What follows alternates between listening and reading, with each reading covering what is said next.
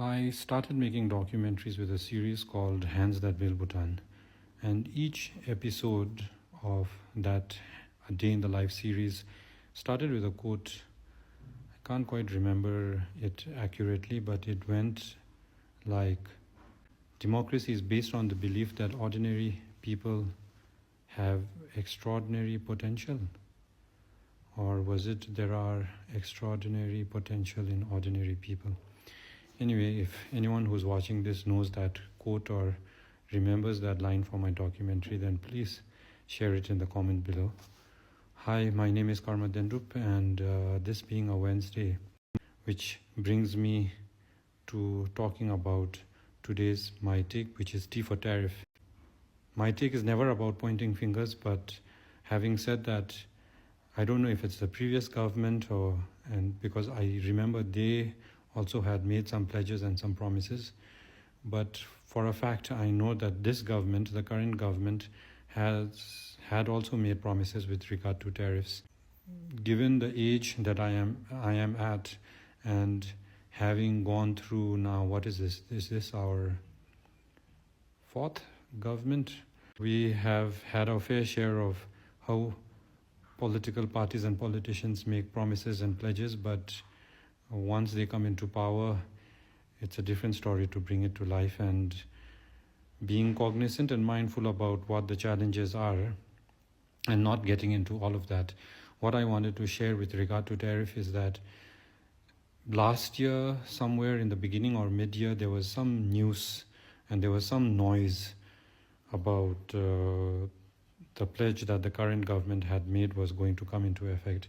But sadly, the year has finished. We are in 2026, but those tariffs didn't come into effect. My problem is with the fact that it's not that I find myself in a situation where I can't afford my internet, but the irony of where we as Bhutanese find ourselves in 2026 is the pledge that was made with regard to decreasing the tariff didn't come into effect, but starting from January 1st, the GST has come into effect. And while the increase in my personal scenario and financial situation is very, very minimal, but I am doing this video with the concern that it might not be the same for a lower income family or individual. And the saddest thing about this tariff, which was promised and which didn't come into effect, which was supposed to come into effect last year but didn't, is that we find ourselves in this age of AI where everything, almost everything, can conveniently be done online, and one can even keep herself or himself engaged and entertained and learn from being online. And sadly, when we have the kind of tariffs that we have here in Bhutan, it really, really clips the wings of our future citizens, the youth of Bhutan, who we extol and we elevate and we say have so much promise, and they are going to take Bhutan to the next era in our development.